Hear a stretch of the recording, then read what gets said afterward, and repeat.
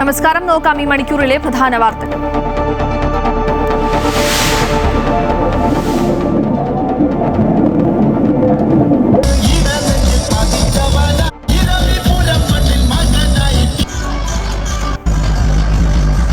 സംസ്ഥാനത്ത് ആവേശത്തോടെ കൊട്ടിക്കലാശം. നിയമസഭാ തെരഞ്ഞെടുപ്പിന്റെ പരസ്യ പ്രചാരണം അവസാനിച്ചു.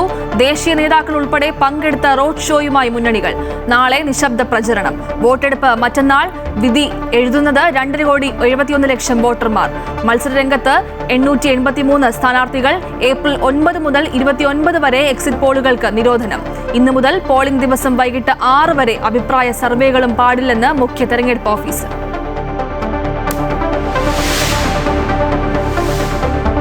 കലാശക്കൊട്ടിലും വാക്പോരുമായി നേതാക്കൾ. തെലങ്കാന മുഖ്യമന്ത്രി രേവന്ത് റെഡ്ഡിക്കെതിരെ അസഭ്യ പ്രയോഗവുമായി മുഖ്യമന്ത്രി. മറുപടി വരുന്നുണ്ട് എന്ന് മാത്രമേ ഇപ്പൊ പറയാൻ.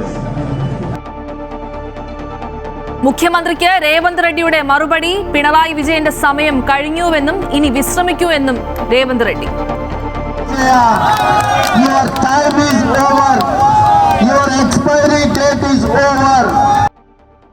മുഖ്യമന്ത്രിക്ക് സമനില തെറ്റിയിരിക്കുന്നുവെന്ന് വി.ഡി. സതീശൻ.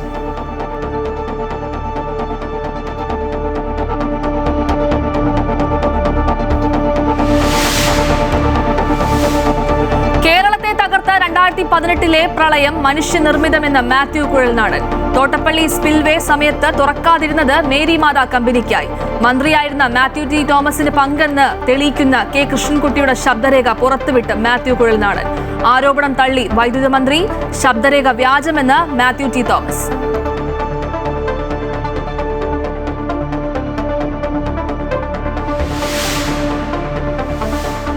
ശബരിമല യുവതീ പ്രവേശനത്തിലെ പുനഃപരിശോധനാ ഹർജികളിൽ തീരുമാനം പിന്നീടെന്ന് ചീഫ് ജസ്റ്റിസ്. ആദ്യം നിയമപ്രശ്നങ്ങളിൽ ഉത്തരം കണ്ടെത്തും. കേന്ദ്ര സർക്കാരിന്റെ വാദം തുടങ്ങി. യുവതീ പ്രവേശനം അനുവദിച്ചാൽ ആരാധനാ സ്വഭാവം മാറുമെന്നും വിശ്വാസ വിഷയങ്ങളിൽ കോടതികൾ ഇടപെടരുത് എന്നും കേന്ദ്രം. പശ്ചിമേഷ്യൻ യുദ്ധം അവസാനിപ്പിക്കുന്നതിനുള്ള ചർച്ചകളിൽ പുരോഗതിയില്ല. ഹോർമൂസ് തുറക്കാൻ ട്രംപ് നൽകിയ അന്ത്യശാസനത്തിന്റെ സമയപരിധി ഇന്ന് അവസാനിക്കും. മുൻപേ ആക്രമണം തുടങ്ങി അമേരിക്ക.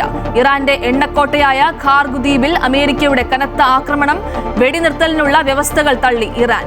രാജ്യത്തെ പ്രതിരോധിക്കാൻ 14 ദശലക്ഷത്തിലധികം ഇറാനികൾ ജീവൻ ത്യജിക്കാൻ തയ്യാറെന്ന് ഇറാന്റെ പ്രസിഡന്റ്.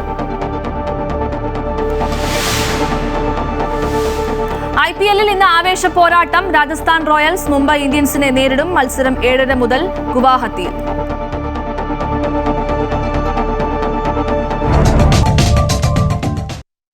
മൈജി മലയാളീസ് മാൻഡേറ്റ് സമർപ്പിക്കുന്നത് മൈജിയാണ് future. Powered by join India's #1 commerce institute IIC Lakshya in association with VKC India's pride.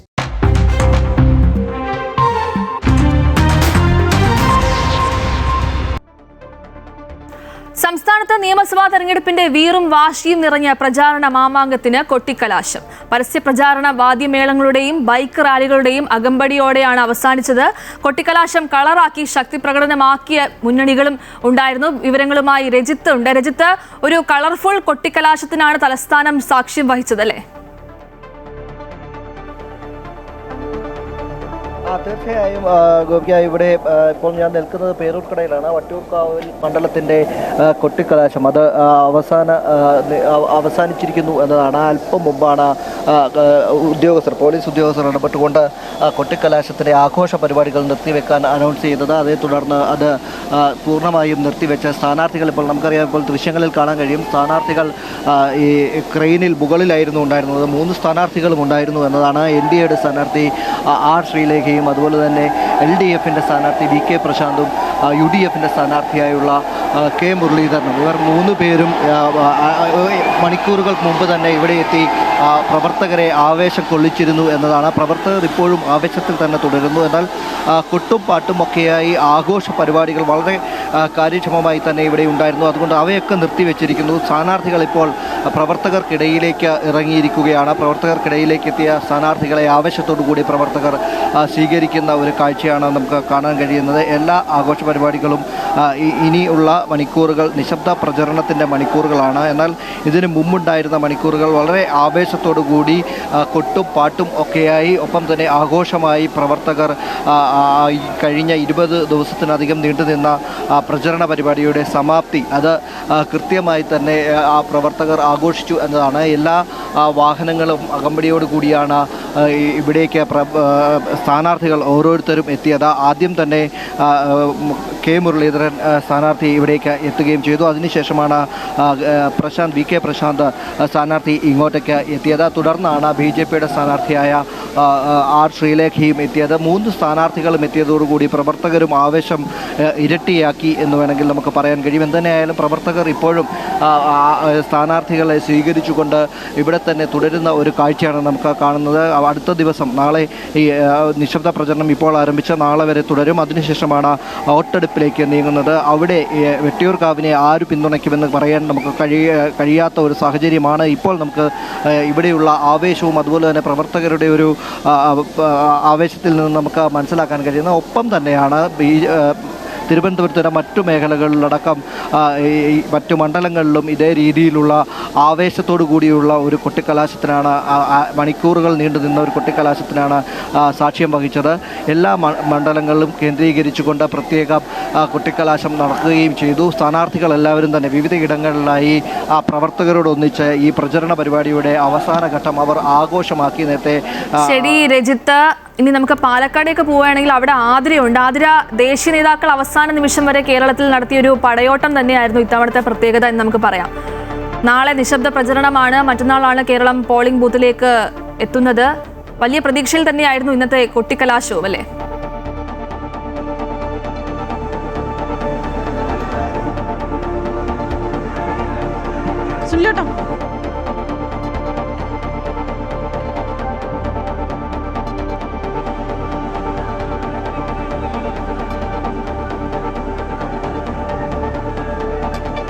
തീർച്ചയായിട്ടും അശ്വതി, വലിയ രീതിയിലുള്ള ഒരു പ്രതീക്ഷ തന്നെയാണ് 3 മുന്നണികളും ഈ പാലക്കാട് മണ്ഡലത്തെ സംബന്ധിച്ചിടത്തോളം വെച്ച് പുലർത്തുന്നത് എന്നുള്ളതാണ്.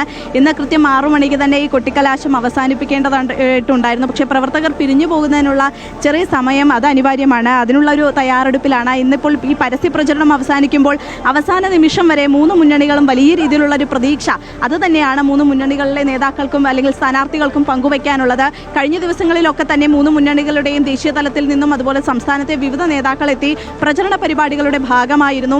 അതുകൊണ്ട് തന്നെ വലിയ രീതിയിലുള്ള ഒരു പ്രചരണ പരിപാടി അല്ലെങ്കിൽ പാലക്കാട് മണ്ഡലം സ്വന്തമാക്കാനുള്ള ഒരു പ്രചരണ പരിപാടികളൊക്കെ തന്നെ 3 മുന്നണികളും കഴിഞ്ഞ ദിവസങ്ങളിലൊക്കെയായി നടത്തിയിരുന്നു. ഈ പാലക്കാടിനെ സംബന്ധിച്ചിടത്തോളം 3 പേരും വലിയ ശക്തരായിട്ടുള്ള സ്ഥാനാർത്ഥികൾ തന്നെയാണ്. UDF-ന്റെ രമേശ് പിഷാരടി, അതുപോലെ തന്നെ BJP-യുടെ ശോഭാ സുരേന്ദ്രൻ, LDF-ന്റെ സ്വതന്ത്ര സ്ഥാനാർത്ഥിയായി NMR റസാഖ് മുതലായവരാണ് പാലക്കാട് മണ്ഡലത്തിൽ ഏതായാലും മത്സര രംഗത്തേക്ക് ഇറങ്ങുന്നത്. നാളെ ഇനി ഒരു ദിവസം മാത്രമാണ് ബാക്കിയുള്ളത്.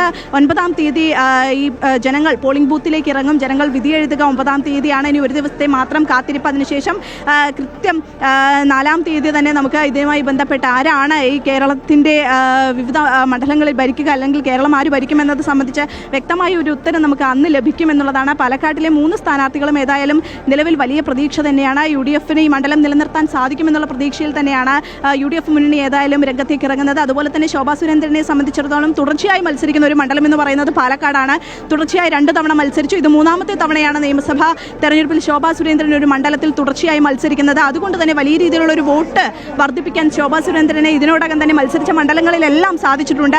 അതുതന്നെയായിരിക്കും പാലക്കാടും ഉണ്ടാകുക എന്നുള്ള പ്രതീക്ഷയിൽ തന്നെയാണ് BJP ഉള്ളത്, NDA മുന്നണിയുള്ളത്. അതേസമയം NMR റസാഖ് ആകട്ടെ ഈ പ്രാദേശിക തലത്തിലൊക്കെ തന്നെ അറിയപ്പെടുന്ന നേതാവാണ്. അതുകൊണ്ട് തന്നെ പ്രാദേശിക തലത്തിൽ നിന്ന് വലിയ രീതിയിലുള്ള വോട്ട് ലഭിക്കുമെന്നുള്ള പ്രതീക്ഷ തന്നെയാണ് LDF-ന് പങ്കുവയ്ക്കാനുള്ളത്. ഏതായാലും 3 മുന്നണികളും പാലക്കാട് മണ്ഡലത്തെ സംബന്ധിച്ചിടത്തോളം വലിയ രീതിയിലുള്ള പ്രതീക്ഷയാണ്. പാലക്കാടിലെ മറ്റ് മണ്ഡലങ്ങളിലും ഇത്തരത്തിൽ വലിയ രീതിയിലുള്ള ഒരു ത്രികോണ മത്സരം, ഒരു ത്രികോണ പോരാട്ടം ഏതായാലും നടക്കുന്നു എന്നുള്ളതാണ്. ആ ത്രികോണ പോരാട്ടത്തിൽ ഏതായാലും 3 മുന്നണികളും വലിയ പ്രതീക്ഷ തന്നെയാണ് പാലക്കാട് ജില്ലയെയും പാലക്കാട് മണ്ഡലത്തെയും വെച്ച് നോക്കുമ്പോൾ പ്രതീക്ഷ പുലർത്തുന്നത്. ശരി, ആതിരയാണ് വിവരങ്ങൾ പങ്കുവച്ചത്. പത്തനംതിട്ടയിലും കൊട്ടിക്കലാശം കളർഫുൾ ആയിരുന്നു. ഇനി പത്തനംതിട്ട എങ്ങോട്ട് ചായും എന്നാണ് നമുക്ക് അറിയേണ്ടത്. കണ്ണൻദേവ് ഉണ്ട്. കണ്ണൻദേവ്, എങ്ങനെയുണ്ടായിരുന്നു അവിടുത്തെ ഒരു കൊട്ടിക്കലാശം?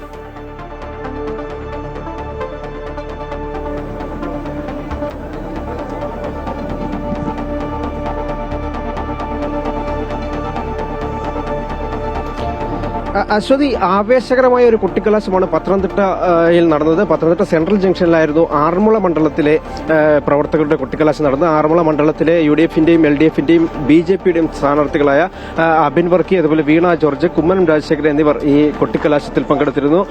ഈ മൂന്ന് മുന്നണികളുടെയും നിരവധി പ്രവർത്തകരാണ് ഇവിടെ ഉണ്ടായിരുന്നത്. വലിയ രീതിയിലുള്ള ആവേശം നിറഞ്ഞ ഒരു കുട്ടിക്കലാശമായിരുന്നു എന്ന് തന്നെ പറയാം. വലിയ രീതിയിൽ കേരളത്തിലാകെ വലിയ രീതിയിൽ ശ്രദ്ധിക്കുന്ന ഒരു മണ്ഡലമാണ് ആറന്മുള. ഇവിടെ വീണ ജോർജും അബിൻ വർക്കിയും കുമ്മനം രാജശേഖരനും മത്സരത്തിന് ഇറങ്ങിയതോടെ വലിയ രീതിയിൽ ശ്രദ്ധിക്കപ്പെടുന്ന ഒരു മണ്ഡലം തന്നെയായിരുന്നു. ഈ പ്രചാരണം ഏതാണ്ട് 25 ദിവസത്തോളം ആകുന്നു ഇപ്പോൾ പ്രചാരണം. ഈ 25 ദിവസവും വളരെ ആവേശകരമായ ഈ മൂന്ന് മുന്നണികൾക്കും വലിയ രീതിയിൽ പ്രചാരണ പ്രവർത്തനങ്ങൾ നടന്നിരുന്നു. തുടക്കം മുതൽ തന്നെ വലിയ രീതിയിൽ ആവേശകരമായ ഒരു പ്രചാരണമായിരുന്നു. അതിന്റെ ഒരു കൊട്ടിക്കലാശമാണ് ഇന്നിപ്പോൾ നടന്നത്. നേരത്തെ ഈ വീണ ജോർജിനെതിരെയുള്ള, അത് ആരോഗ്യവകുപ്പിനെതിരെയുള്ള വിവാദങ്ങളൊക്കെ വലിയ രീതിയിൽ ചർച്ചയായിരുന്നു. ഒപ്പം ശബരിമലയും അതുപോലെ ഇപ്പോൾ ഏറ്റവും അവസാനം വന്നിട്ടുള്ള 2018 പ്രളയം ഉൾപ്പെടെയുള്ള കാര്യങ്ങൾ ഈ തിരഞ്ഞെടുപ്പ് പ്രചാരണത്തിൽ വലിയ വിഷയങ്ങളായിരുന്നു.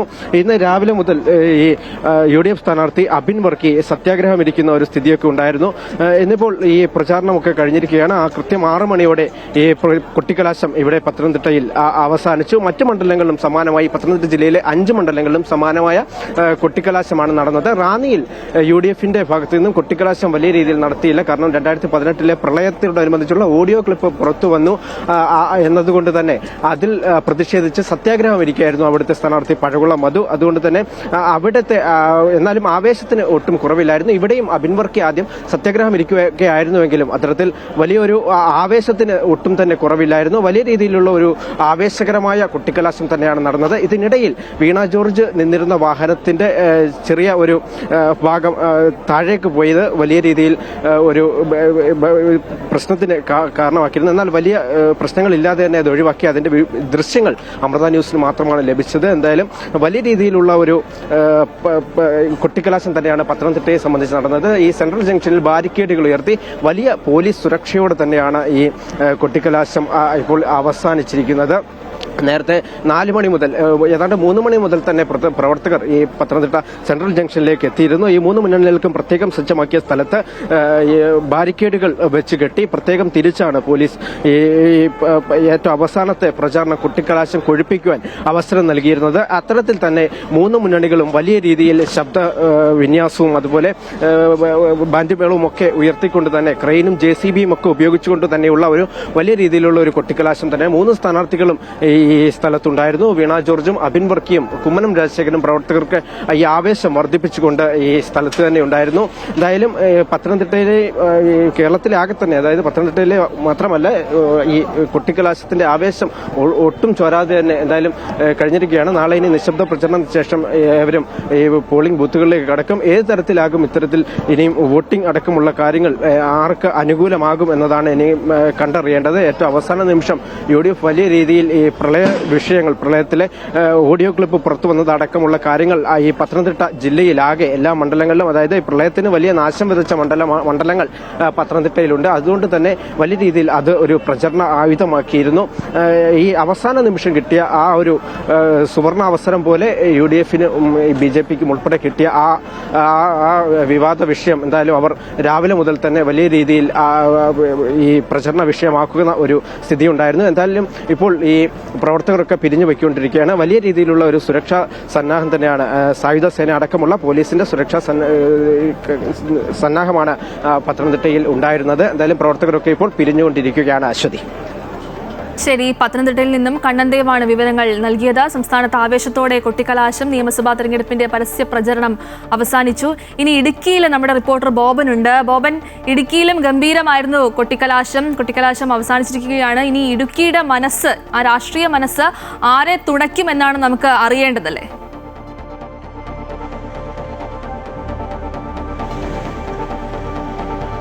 ഗോപിക, തീർച്ചയായും ഇടുക്കിയെ സംബന്ധിച്ച് 5 നിയോജക മണ്ഡലങ്ങളിലും കുട്ടിക്കലാശം ആവേശത്തോടെയാണ് പൂർത്തിയായത്.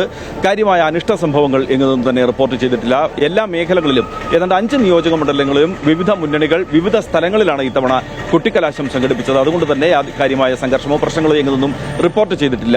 ഇടുക്കിയുടെ മനസ്സ് ആർക്ക് അനുകൂലം എന്നുള്ളതാണ് ഏറ്റവും പ്രധാനപ്പെട്ട ചോദ്യം. ഇടുക്കിയെ സംബന്ധിച്ച് പൊതുവായി പറഞ്ഞാൽ UDF-ന് വലിയ ഭൂരിപക്ഷമുള്ള UDF-ന് പ്രവർത്തകർ ഏറെയുള്ള സ്ഥലമാണ് ഇടുക്കി ജില്ല. എന്നാൽ കോൺഗ്രസിന് കഴിഞ്ഞ 20 വർഷമായി ഒറ്റ MLA പോലും ഇല്ലാത്ത സ്ഥലമാണ് ഇടുക്കി എന്ന വലിയ പ്രത്യേകതയുമുണ്ട്. കേരള കോൺഗ്രസിന്റെ മുന്നണി മാറ്റത്തോടുകൂടി ഇടുക്കി ജില്ലയിൽ LDF-ന് വലിയ മേധാവിത്വം ഉണ്ടാവുകയും ചെയ്തു. കഴിഞ്ഞ തവണ 4 നിയോജക മണ്ഡലങ്ങളിൽ LDF-ആണ് വിജയിച്ചത്. തൊടുപുഴ നിയോജക മണ്ഡലം മാത്രമാണ് UDF-ന് ലഭിച്ചിരുന്നത്. എന്നാൽ ഇത്തവണ ഇടുക്കി ജില്ലയിലെ 5 നിയോജക മണ്ഡലങ്ങളും പിടിച്ചെടുക്കും എന്ന് തന്നെയാണ് UDF-ന്റെ അവകാശവാദം. വിവിധ വിഷയങ്ങൾ, സർക്കാരിനോടുള്ള അസംതൃപ്തി, അതുപോലെ തന്നെ ജില്ലയിലെ ഭൂപ്രശ്നങ്ങൾ തുടങ്ങിയ വിവിധ വിഷയങ്ങൾ ഇത്തവണ UDF-ന് അനുകൂലമായി മാറും എന്ന പ്രതീക്ഷയിലാണ് UDF നേതൃത്വമുള്ളത്. എന്നാൽ LDF ഇത്തവണ പറയുന്നത് തൊടുപുഴയിൽ ഏതാണ്ട് 50 വർഷമായി PJ ജോസഫിന്റെ കൈവശമിരിക്കുന്ന മണ്ഡലമാണ് തൊടുപുഴ. ആ തൊടുപുഴ ഉൾപ്പെടെ 5 മണ്ഡലങ്ങളിലും ഇത്തവണ LDF-ന് വിജയിക്കാൻ കഴിയുന്ന സാഹചര്യമുണ്ടെന്നാണ് LDF നേതാക്കൾ അവകാശപ്പെടുന്നത്. ഏറ്റവും വാശിയേറിയ തെരഞ്ഞെടുപ്പ് പോരാട്ടം നടന്നത് ഇടുക്കി നിയോജക മണ്ഡലത്തിൽ തന്നെയാണ്. കഴിഞ്ഞ 25 വർഷമായി ഇടുക്കിയുടെ MLA ആയ ഇപ്പോൾ മന്ത്രിയായ റോഷി അഗസ്റ്റിനാണ് LDF സ്ഥാനാർത്ഥി. റോഷി അഗസ്റ്റിനെ പിടിച്ചുകെട്ടാൻ കോൺഗ്രസ് സ്ഥാനാർത്ഥി തന്നെ ഉണ്ടാകണം എന്ന ആവശ്യം ആദ്യം തന്നെ ഉയർന്നിരുന്നു. ഇതേ തുടർന്ന് കേരള കോൺഗ്രസ് ജോസഫ് വിഭാഗത്തിൽ നിന്ന് ഇടുക്കി സീറ്റ് കോൺഗ്രസ് ഏറ്റെടുക്കുകയും KPCC vice president Roy K പൗലോസിനെ ഇവിടെ സ്ഥാനാർത്ഥിയാക്കുകയും ചെയ്തു. എന്തായാലും ഇടുക്കിയെ സംബന്ധിച്ച് ഇടുക്കി നിയോജക മണ്ഡലത്തിൽ ഏറ്റവും വാശിയേറിയ തിരഞ്ഞെടുപ്പ് പോരാട്ടമാണ്, ഇഞ്ചോടിഞ്ച് പോരാട്ടമാണ് ഇടുക്കി നിയോജക മണ്ഡലത്തിൽ നടന്നത്. അതുപോലെ തന്നെ ഉടുമ്പൻചോലയും ഏറ്റവും പ്രധാനപ്പെട്ട നിയോജക മണ്ഡലങ്ങളിൽ ഒന്നാണ്. MM മണിയുടെ മണ്ഡലം, 10 വർഷമായി MM മണി MLA ആയിരുന്ന മണ്ഡലമാണ് ഉടുമ്പൻചോല. എന്നാൽ ഇത്തവണ MM മണിയെ മാറ്റി പകരം മുൻ MLA ആയ KK ജയചന്ദ്രനെയാണ് ഇവിടെ LDF പരീക്ഷിക്കുന്നത്. 25 വർഷമായി LDF-ന്റെ കൈവശമുള്ള മണ്ഡലമാണ് ഉടുമ്പൻചോല. ഈ മണ്ഡലത്തിൽ ഇത്തവണ വലിയ വിജയം നേടാൻ കഴിയും എന്ന അവകാശവാദമാണ് UDF ഉന്നയിക്കുന്നത്. UDF-ന് മണ്ഡലം പിടിച്ചെടുക്കാൻ കഴിയുന്ന അനുകൂലമായ സാഹചര്യമുണ്ടെന്നാണ് പറയുന്നത്. സേനാപതി വേണുവാണ് ഇവിടെ സ്ഥാനാർത്ഥിയായിട്ടുള്ളത്. അദ്ദേഹം വലിയ ഭൂരിപക്ഷത്തോടെ വിജയിക്കും എന്ന് തന്നെയാണ് ഇവിടെ UDF-ന്റെ പ്രതീക്ഷ. എന്നാൽ 15 വർഷം MLA ആയിരുന്ന KK ജയചന്ദ്രൻ വീണ്ടും വിജയം ആവർത്തിക്കും എന്ന ഒരു പക്ഷമാണ് LDF-നുള്ളത്. അതുപോലെ തന്നെ ഏറ്റവും പ്രധാനമായി കേരളം ചർച്ച ചെയ്ത മണ്ഡലമാണ് ദേവികുളം.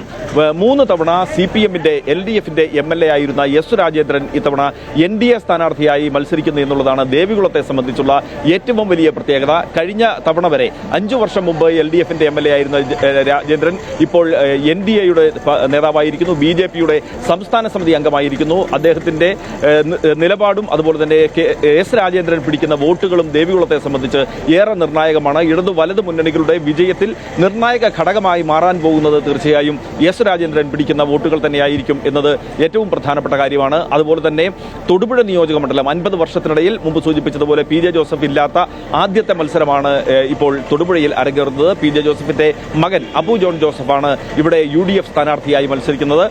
വലിയ വിജയം PJ ജോസഫ് നേടിയതിനേക്കാൾ വലിയ ഭൂരിപക്ഷത്തിൽ അബു ജോൺ ജോസഫ് വിജയിക്കും എന്ന അവകാശവാദമാണ് UDF ഉയർത്തുന്നത്. എന്നാൽ യൂത്ത് ഫ്രണ്ടിന്റെ സംസ്ഥാന പ്രസിഡന്റ് സിറിയക് ചാഴിക്കാടനാണ് ഇവിടെ LDF-ന് വേണ്ടി മത്സര രംഗത്തെത്തുന്നത്.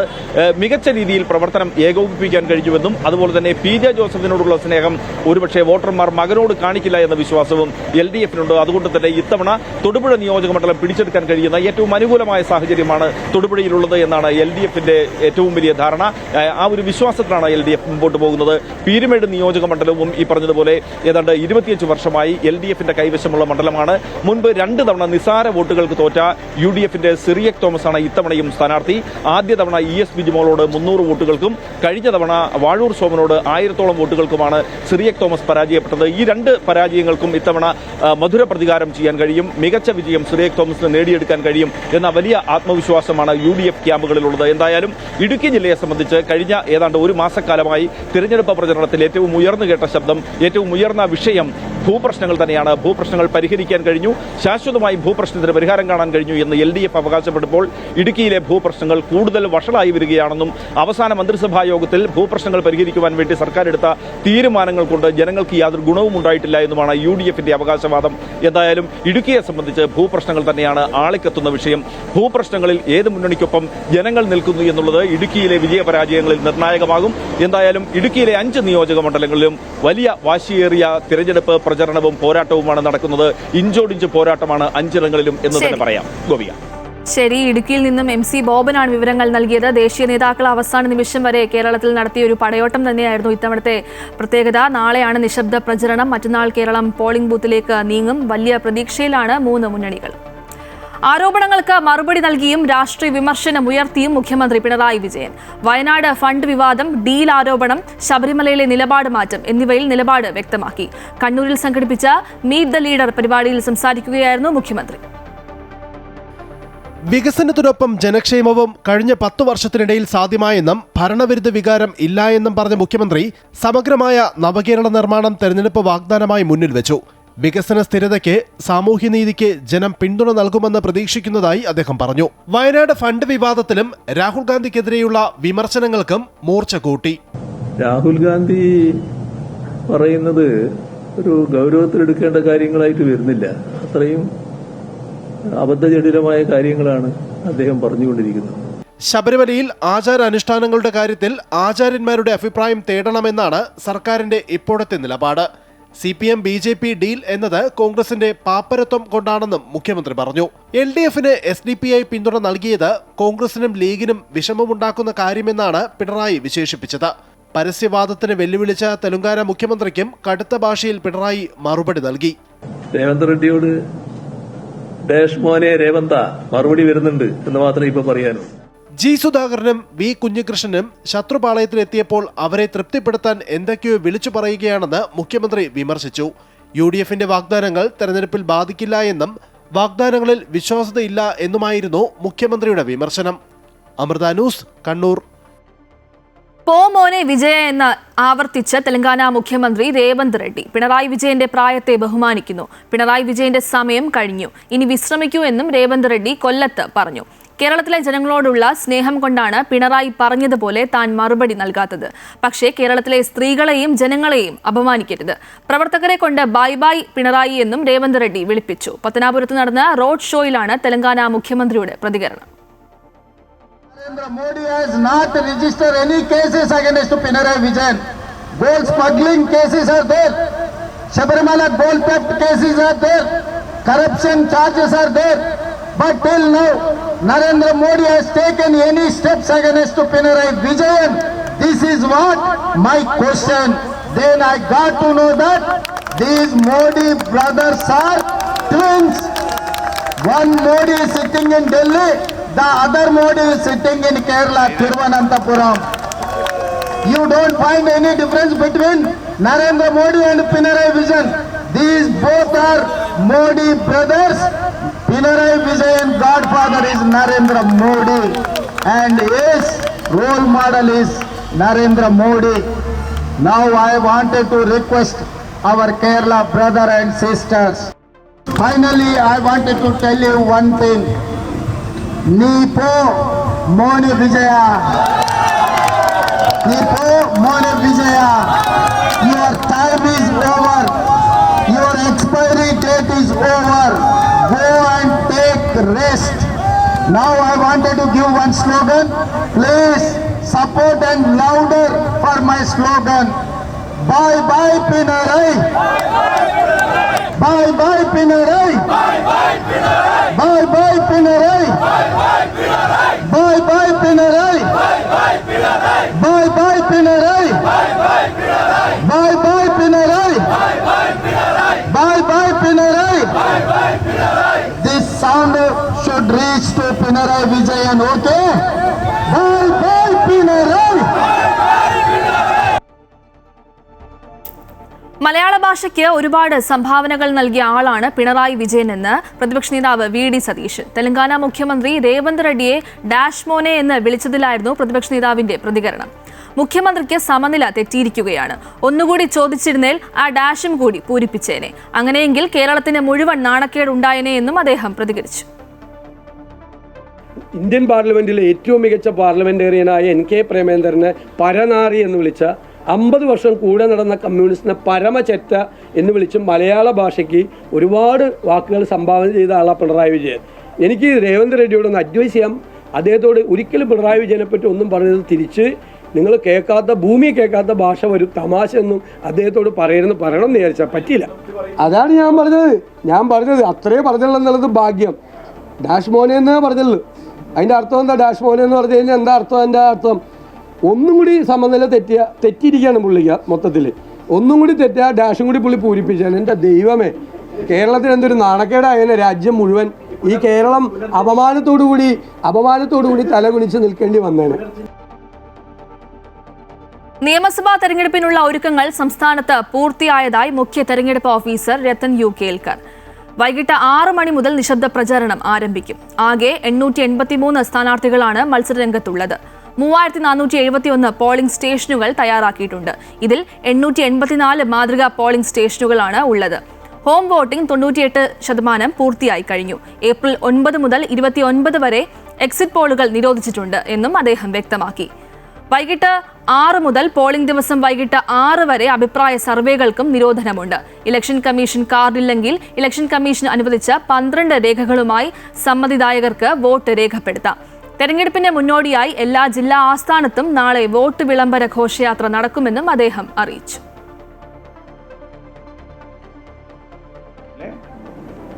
ഒമ്പതാം തീയതി 6 മണിയുടെ മുൻപുള്ള 2 ദിവസം, അതായത് ഇന്ന് വൈകുന്നേരം 6 മണി മുതൽ 7th ഏപ്രിൽ 6 മണി മുതൽ 48 hours to close of poll ആ സമയത്ത് വരെ, അതായത്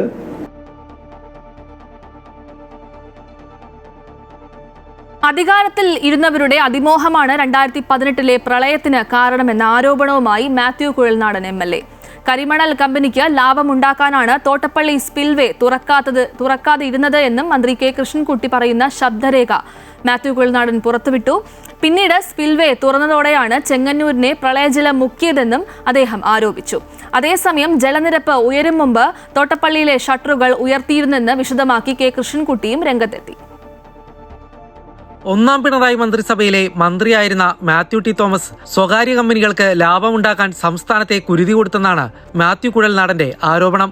ആരോപണത്തിന് തെളിവായി മന്ത്രി കെ കൃഷ്ണൻകുട്ടിയുടെ ശബ്ദരേഖയും മാത്യു കുഴൽനാടൻ പുറത്തുവിട്ടു. തോട്ടപ്പള്ളി സ്പിൽവേ സമയത്ത് തുറക്കാത്തത് കരിമണൽ കമ്പനിക്ക് ലാഭമുണ്ടാക്കാൻ വേണ്ടിയായിരുന്നു. എക്സിക്യൂട്ടീവ് എഞ്ചിനീയർ ആവശ്യപ്പെട്ടിട്ടും സ്പിൽവേ തുറന്നില്ല. ഇത് പിന്നീട് ചെങ്ങന്നൂരിൽ പ്രളയത്തിനടക്കം കാരണമായെന്നും ശബ്ദരേഖയിൽ പറയുന്നു. ശ്രദ്ധിച്ച് കേട്ടോ, എന്നാലേ മനസ്സിലാവുള്ളൂ. തോട്ടപ്പള്ളി സ്പിൽവേ എന്താ തുറക്കാതിരുന്നു? 1 മാസം മുമ്പ് തുറക്കേണ്ടതാണ്. എക്സിക്യൂട്ടീവ് എഞ്ചിനീയർ തുറക്കണമെന്ന് ആവശ്യപ്പെട്ടും തുറക്കണ്ട പറഞ്ഞു. എന്താ കാരണം അറിയോ? അത് തുറന്നാൽ അതിന്റെ താഴെയുള്ള മണൽത്തിട്ടുണ്ട്. ആ മണൽത്തിട്ട് വെള്ളം കൊണ്ടുപോകും. ആ മണൽത്തിട്ടിന്റെ കരാർ എടുത്തിരിക്കുന്നത് മേരി മാതാവ് പറഞ്ഞ കോൺട്രാക്ടറാണ്. അവന് കൊടുത്തിരിക്കുന്നത് വെറും ക്യൂബിക് ഫീറ്റിന് 62 റുപ്പിക്കാണ്. അത് അവൻ മറിച്ച് വിറ്റ അപ്പൊ 2000 റുപ്യ കിട്ടും. അവിടെ ഒന്നും ചെയ്യാണ്ട് അതിന് എത്ര റുപ്യ കിട്ടും? എല്ലാ ചെലവും കഴിഞ്ഞ് ഒരു 300 കോടി ഇങ്ങനെ കിട്ടും. 500 കോടിന് വിൽക്കും, 300 കോടിന് കിട്ടും. അവന് വേണ്ടിയാണ് തുറക്കാണ്ടായത്. അതാണ് നിന്റെ ജോഷി പറഞ്ഞ ചീഫ് എഞ്ചിനീയറും നമ്മുടെ കളിച്ചിരിക്കുന്ന ജോർജ് തോമസിന്റെ പെങ്ങളും മാത്യുട്ടിയും കൂടി ഇരുന്ന് ആലോചിച്ചിട്ടാണ് അപ്പണിയൊക്കെ ചെയ്തത്. മന്ത്രി കെ കൃഷ്ണൻകുട്ടിയും അദ്ദേഹത്തിന്റെ പാർട്ടിയിലെ മുതിർന്ന നേതാവുമായി സംസാരിക്കുന്നതാണ് ശബ്ദരേഖയെന്നാണ് മാത്യു കുഴൽനാടൻ അവകാശപ്പെടുന്നത്. മണിയാർ പ്രൊജക്ടിൽ സ്വകാര്യ കമ്പനിയെ സഹായിക്കാൻ വെള്ളം നിറച്ചതും തമിഴ്നാടിന് അവകാശപ്പെട്ട വെള്ളം ചാലക്കുടി പുഴയിലേക്ക് തുറന്നുവിട്ടതും വഴി ചാലക്കുടിയിൽ പ്രളയമുണ്ടായതായും ഇതിൽ ആരോപിക്കുന്നു. അധികാരത്തിലിരുന്നവരുടെ അതിമോഹവും അത്യാർത്തിയുമാണ് പ്രളയത്തിന് പിന്നിലെന്നും മാത്യു കുഴൽനാടൻ ആരോപിച്ചു. കേരളത്തെ ഞെട്ടിക്കുന്ന യാഥാർത്ഥ്യം എന്ന് പറയുന്നത് പിണറായി സർക്കാരിന്റെ അധികാരത്തിലിരുന്നവരുടെയും കോടികളോടുള്ള മോഹവും അതിമോഹവും ആണ് നമ്മൾ ഈ നിലയിൽ തകർത്ത് തരിപ്പണമാക്കിയത്. കേരളത്തെ തകർത്ത് ഞാൻ ഉത്തരവാദിത്വത്തോടുകൂടി ആധികാരികമായി അടിവരയിട്ട് പറയാൻ ആഗ്രഹിക്കുന്നു. പിണറായി സർക്കാരിന്റെ അഴിമതിയാണ്, കൊള്ളയാണ് കേരളത്തിലെ പ്രളയം ഈ ഗതിയിലാക്കിയത്. അതേസമയം ജലനിരപ്പ് ഉയരും മുമ്പ് തോട്ടപ്പള്ളിയിലെ ഷട്ടറുകൾ ഉയർത്തിയിരുന്നുവെന്ന് കെ കൃഷ്ണൻകുട്ടി വിശദമാക്കി. ഇക്കാര്യം നേരത്തെ നിയമസഭയിൽ വ്യക്തമാക്കിയിട്ടുണ്ടെന്നും അദ്ദേഹം പറഞ്ഞു. ഓർമ്മയില്ല, ശ്രദ്ധയില്ല, ഞാനങ്ങനെ പറഞ്ഞിട്ടുമില്ല എന്നാണ് എന്റെ വിശ്വാസം. ഓഡിയോ ഇപ്പോൾ AI ഉള്ളതുകൊണ്ട് എങ്ങനെ വേണമെങ്കിൽ അത് ഞാൻ നിയമപരമായ നടപടി സ്വീകരിക്കും. അമൃത ന്യൂസ്, കൊച്ചി. മന്ത്രി കെ കൃഷ്ണൻകുട്ടിക്കെതിരായ മാത്യു കുഴൽനാടന്റെ ശബ്ദരേഖ ആരോപണത്തിൽ പ്രതികരിച്ച് മന്ത്രി വി ശിവൻകുട്ടി. കോടതി വരെ കുഴൽനാടനെ ശാസിച്ചിട്ടുണ്ട്. മന്ത്രി കൃഷ്ണൻകുട്ടി തന്നെ ശബ്ദം തന്റേതല്ലെന്ന് വ്യക്തമാക്കിയിട്ടുണ്ട്. മന്ത്രിയും സർക്കാരും ആവശ്യമായ നിയമ നടപടികൾ സ്വീകരിക്കുമെന്നും വി ശിവൻകുട്ടി പ്രതികരിച്ചു. ഒരു ക്രെഡിബിലിറ്റി ഉണ്ടായിട്ടില്ല, ഒരു ഉത്തരവാദിത്വം ഉണ്ടായിട്ടില്ല. കോടതി തന്നെ ശാസിക്കുന്ന നിലയിലാണ് വന്നിട്ടുള്ളത്. അപ്പം അതുകൊണ്ട് തെരഞ്ഞെടുപ്പിൻ്റെ തലേദിവസം വന്നിരിക്കുന്നത് തെരഞ്ഞെടുപ്പിലുള്ള തട്ടിപ്പായിട്ട് മാത്രമേ കാണുന്നതിന് വേണ്ടി കഴിയുകയുള്ളൂ. അത് ബന്ധപ്പെട്ട ബഹുമാനപ്പെട്ട മന്ത്രി എന്നെ വിശദീകരിച്ചിട്ടും ഉണ്ട്. അത് ബഹുമാനപ്പെട്ട മന്ത്രിയും ഗവൺമെൻറ് നിയമപരമായ നടപടികൾ സ്വീകരിക്കും.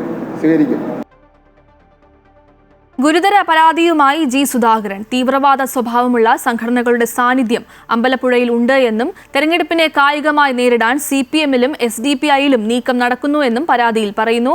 അമ്പലപ്പുഴ DYSPക്കും ജി സുധാകരൻ പരാതി നൽകി. തെരഞ്ഞെടുപ്പ് ദിവസം കലാപമുണ്ടാക്കാൻ ആസൂത്രണമെന്നും CPIM സഹായത്തോടെ SDPI കലാപത്തിന് ശ്രമിക്കുന്നു എന്നുമാണ് പരാതിയിൽ പറയുന്നത്.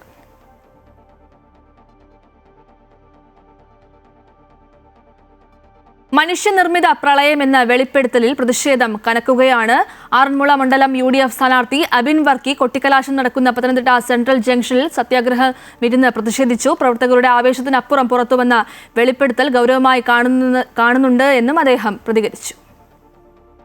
അതായത് 2018 പ്രളയം എന്ന് പറഞ്ഞാൽ ഈ ആറന്മുളയിലും ഈ കേരളത്തിലും ആകമാനം അത്രയേറെ ദുരിതം വിതച്ച ഒന്നാണ്. അനേകം ആളുകളുടെ ജീവൻ പോയി, അനേകം ആളുകളുടെ സ്വത്തുകൾ നഷ്ടപ്പെട്ടു, അനേകം ആളുകൾ കഷ്ടപ്പാടിലായി. ഈ പ്രളയം ഉണ്ടായപ്പോൾ കേരളമാകെ ഒന്നിച്ചു നിന്നാണ് അതിനെ നേരിട്ടത്. പക്ഷെ ഇന്ന് വ്യക്തമാകുന്നത് ആ പ്രളയം സർക്കാരിനും ചില മന്ത്രിമാർക്കും കാശുണ്ടാക്കാൻ വേണ്ടിയിട്ടുള്ളതായിരുന്നു എന്നാണ്. കരിമണൽ ലോബിക്ക് വേണ്ടിയിട്ട് അവരുടെ കരിമണൽ ഒഴുകി പോകാതിരിക്കാൻ വേണ്ടി അത് സംരക്ഷിച്ച് നിർത്താൻ ഈ തോട്ടപ്പള്ളി സ്പിൽവേ അടക്കം തുറക്കാതെ നാട്ടിലാകെ പ്രളയമുണ്ടായി എന്നുള്ളതാണ്. അപ്പോൾ ഇതിന്റെ സമാധാനം സർക്കാർ ആരോട് പറയും? ഇത്രയധികം ആളുകൾ മരിച്ചതിന്റെ സമാധാനം ആരോട് പറയും? നമ്മളൊരു എയർ ആംബുലൻസിന് വേണ്ടിയിട്ട് ഒരു വള്ളത്തിന് വേണ്ടിയിട്ട് ജീവൻ പണയം വെച്ച് പ്രാണൻ കരുതി പിടിച്ച് കേണ് കരഞ്ഞ ആളുകളാണ് കേരളത്തിലുള്ളത്. ഒരു ഭക്ഷണം കിട്ടാൻ മരുന്ന് കിട്ടാൻ വേണ്ടി കരഞ്ഞ ആളുകളാണ്. അത് അനുഭവിച്ചവർക്കേ അതിന്റെ വേദന മനസ്സിലാവുള്ളൂ. അതുകൊണ്ട് ഞങ്ങൾ അത് അനുഭവിച്ച ആ ജനതയോടുള്ള ഒത്തുചേർക്കലാണ് ഇത്. ഞങ്ങൾ അവർക്ക് വേണ്ടിയാണ് പ്രതിഷേധിക്കുന്നത്. മറ്റു വാർത്തകൾ നോക്കാം. വൈക്കം തലയാഴത്ത് CPI ഇലക്ഷൻ കമ്മിറ്റി ഓഫീസിന് മുന്നിൽ ആത്മഹത്യ ചെയ്ത ചെല്ലപ്പന്റെ മൃതദേഹം ഇൻക്വസ്റ്റ് നടപടികൾക്ക് ശേഷം പോസ്റ്റ്മോർട്ടത്തിനായി കോട്ടയം മെഡിക്കൽ കോളേജ് ആശുപത്രിയിലേക്ക് മാറ്റി. തലയാഴം സ്വദേശി പുളിക്കശ്ശേരി ചെല്ലപ്പനാണ് ആത്മഹത്യ ചെയ്തത്. സംഭവത്തിൽ ദുരൂഹത ആരോപിച്ച് BJP കോൺഗ്രസ് പ്രവർത്തകർ എത്തിയതിനെ തുടർന്ന് സ്ഥലത്ത് സംഘർഷാവസ്ഥ രൂപപ്പെട്ടു. ഫോറൻസിക് വിഭാഗവും ഡോഗ് സ്ക്വാഡും സ്ഥലത്തെത്തി പരിശോധനകൾ നടത്തി. CPIയിലെ ശ്രീ സാനുവും ബിനീഷ് കുണ്ട്രാസ് എന്നു പേരുള്ള അറിയപ്പെടുന്ന ഇവരെൻ്റെ കൃഷികൾ വെട്ടി നശിപ്പിച്ചു. അത് CPIയുടെ പിൻബലത്തോടു കൂടിയാണ് ഇത്രയൊക്കെ ചെയ്തത്. എന്നിട്ട് അവർ തന്നെ പറഞ്ഞു വരുത്തി ഞാൻ തന്നെ കൃഷി നശിപ്പിച്ചത് ഇൻഷുറൻസ് വാങ്ങുന്നതിനായിട്ടാണെന്ന്. കാർഷിക നഴ്സറി നടത്തിയിരുന്ന വൈക്കം തലയാഴം സ്വദേശി ചെല്ലപ്പൻ കഴിഞ്ഞ ദിവസം പ്രാദേശിക CPI നേതാക്കളിൽ ചിലർക്കെതിരെ ഗുരുതര ആരോപണവുമായി ഫേസ്ബുക്കിൽ വീഡിയോ പോസ്റ്റ് ചെയ്തിരുന്നു. ഇന്ന് രാവിലെയാണ് തലയാഴത്തെ CPI ഇലക്ഷൻ കമ്മിറ്റി ഓഫീസിന് മുന്നിൽ ചെല്ലപ്പനെ ആത്മഹത്യ ചെയ്ത നിലയിൽ കണ്ടെത്തിയത്. സംഭവത്തിൽ ദുരൂഹത ആരോപിച്ച് BJP കോൺഗ്രസ് പ്രവർത്തകരും രംഗത്തെത്തി. ഡോഗ് സ്ക്വാഡും ഫോറൻസിക് വിഭാഗവും എത്തി പരിശോധനകൾ നടത്തിയ ശേഷമാണ് ഇൻക്വസ്റ്റ് നടപടികൾ പൂർത്തീകരിച്ച് മൃതദേഹം പോസ്റ്റ്മോർട്ടത്തിനായി മാറ്റിയത്. മൃതദേഹത്തിന്റെ പോക്കറ്റിൽ നിന്നും ആത്മഹത്യാ കുറിപ്പും ലഭിച്ചതായാണ് സൂചന. കുറിപ്പുണ്ടായിരുന്നു. ഞാനാണ് പോലീസിന്റെ ഒപ്പം അവിടെ ഇൻക്വസ്റ്റ് തയ്യാറാക്കുന്ന സമയത്ത് ഞാൻ അവിടെ ഉണ്ടായിരുന്നു. അദ്ദേഹത്തിന്റെ ഷർട്ടിന്റെ പോക്കറ്റിൽ നിന്ന് അദ്ദേഹത്തിന്റെ ഹോർട്ടിക്കൾച്ചറിന്റെ ലെറ്റർ പാഡില് 2 പേജുള്ള കുറിപ്പുണ്ടായിരുന്നു. അതെന്താണെന്ന് അവർ കാണിച്ചിട്ടില്ല. അതിൽ അദ്ദേഹം കഴിഞ്ഞ ദിവസത്തെ ഫേസ്ബുക്ക് പോസ്റ്റുമായിട്ട് കൂട്ടിയോജിപ്പിച്ച് വായിക്കുകയാണെങ്കിൽ ഇവിടുത്തെ CPI നേതൃത്വം അദ്ദേഹത്തിനെതിരെ നടത്തിയിട്ടുള്ള എല്ലാ കാര്യങ്ങളും ആരൊക്കെയാണ്, അദ്ദേഹം ആത്മഹത്യ ചെയ്തതാണെങ്കിൽ ആത്മഹത്യക്ക് പിന്നിൽ അദ്ദേഹത്തിനെ പ്രേരിപ്പിച്ച ആളുകൾ ആരാണെന്ന് കൃത്യമായിട്ട് അതിനകത്തുണ്ട്. അത് പോലീസുകാർ പുറത്തേക്ക് വിടുന്നില്ല. ചെല്ലപ്പന്റെ മരണം ആത്മഹത്യയല്ല കൊലപാതകമാണെന്നാരോപിച്ച് BJP പ്രവർത്തകർ പ്രതിഷേധിച്ചു. ആത്മഹത്യ നടന്ന CPI ഇലക്ഷൻ കമ്മിറ്റി ഓഫീസ് അടച്ചുപൂട്ടി സീൽ ചെയ്യണമെന്നാവശ്യപ്പെട്ട് കോൺഗ്രസ് പ്രവർത്തകർ എത്തിയത് കോൺഗ്രസ് പ്രവർത്തകരും CPI പ്രവർത്തകരും തമ്മിൽ വാക്കേറ്റത്തിന് ഇടയാക്കി. പോലീസ് ഇടപെട്ടാണ് സ്ഥിതിഗതികൾ നിയന്ത്രണ വിധേയമാക്കിയത്. തദ്ദേശ തെരഞ്ഞെടുപ്പിന് ശേഷം വൈക്കത്ത് CPIയിൽ വലിയ വിഭാഗീയതയും പൊട്ടിത്തെറിയും ഉണ്ടായതിന് പിന്നാലെയാണ് ഇലക്ഷൻ കമ്മിറ്റി ഓഫീസിൽ കർഷകന്റെ ആത്മഹത്യ കൂടി ഉണ്ടായിരിക്കുന്നത്. നിയമസഭാ തെരഞ്ഞെടുപ്പിൽ വോട്ടെടുപ്പിന് മണിക്കൂറുകൾ മാത്രം അവശേഷിക്കുമ്പോൾ CPI ഇലക്ഷൻ കമ്മിറ്റി ഓഫീസിന് മുന്നിൽ നടന്ന ആത്മഹത്യ CPI നേതൃത്വത്തിന് വലിയ പ്രതിസന്ധിയായി മാറിയിരിക്കുകയാണ്. അമൃത ന്യൂസ്, കോട്ടയം. അസം മുഖ്യമന്ത്രിയുടെ ഭാര്യയ്ക്കെതിരായ ആരോപണവുമായി ബന്ധപ്പെട്ട് കോൺഗ്രസ് വക്താവ് ഭവൻ ഖേരയ്ക്കെതിരെ അന്വേഷണം. പവൻ ഖേരയുടെ ഡൽഹിയിലെ വസതിയിൽ പോലീസ് എത്തി. ഡൽഹി അസം പോലീസ് സംഘമാണ് പവൻ ഖേരയുടെ വസതിയിൽ എത്തിയത്. ഇന്നലെ ഹിമന്തയുടെ ഭാര്യയുടെ പരാതിയിൽ പോലീസ് കേസെടുത്തിരുന്നു. ഹിമന്തയുടെ ഭാര്യ റിനിക്കി ഭൂയാൻ ശർമ്മയ്ക്ക് 3 രാജ്യത്തെ പാസ്പോർട്ട് ഉണ്ടെന്ന് കാട്ടി രേഖകൾ പവൻ ഖേര പുറത്തുവിട്ടിരുന്നു. എന്നാൽ പവൻ ഖേര പുറത്തുവിട്ട രേഖകൾ വ്യാജമാണെന്ന് ഹിമന്തയുടെ ഭാര്യ നൽകിയ പരാതിയിൽ വ്യക്തമാക്കിയിട്ടുണ്ട്. ഇന്ധന സർചാർജ് വർദ്ധിപ്പിച്ച് എയർ ഇന്ത്യ. വിമാന ടിക്കറ്റ് നിരക്കുകൾ ഉയരും. ആഭ്യന്തര റൂട്ടിൽ 299 മുതൽ 899 രൂപ വരെ കൂടും. പുതുക്കിയ നിരക്കുകൾ നാളെ മുതൽ പ്രാബല്യത്തിൽ വരും. രാജ്യാന്തര വിമാന സർവീസുകൾക്ക് $24 മുതൽ $280 വരെ ഈടാക്കും. രാജ്യാന്തര വിമാന സർവീസുകളുടെ സർചാർജ് ഏപ്രിൽ 10 മുതൽ നിലവിൽ വരും. കഴിഞ്ഞ ദിവസം ഇൻഡിഗോയും സർചാർജ് ഉയർത്തിയിരുന്നു.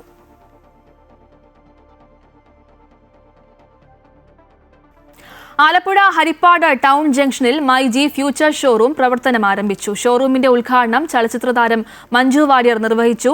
ഡിജിറ്റൽ ഗാഡ്ജറ്റ്സിനൊപ്പം home and kitchen appliances, glass and crockery, home and office automation systems എന്നിവ പുതിയ ഷോറൂമിൽ ലഭിക്കും. ആധുനികതയും ഗുണമേന്മയും ഒരുമിക്കുന്ന ഉൽപ്പന്നങ്ങളാണ് ഷോറൂമിൽ ഉള്ളത്. ഉദ്ഘാടനത്തോടനുബന്ധിച്ച് മികച്ച ഓഫറുകളും വിലക്കുറവുമാണ് ഒരുക്കിയിരിക്കുന്നത്. വിഷു ബമ്പർ സമ്മാനങ്ങൾ സ്വന്തമാക്കാനുള്ള അവസരവും ഒരുക്കിയിട്ടുണ്ട്. ഏറ്റവും കുറഞ്ഞ മാസത്തവണയിൽ ഉൽപ്പന്നങ്ങൾ സ്വന്തമാക്കാൻ മൈജിയുടെ ഫിനാൻസ് സൗകര്യവും ലഭ്യമാണ്.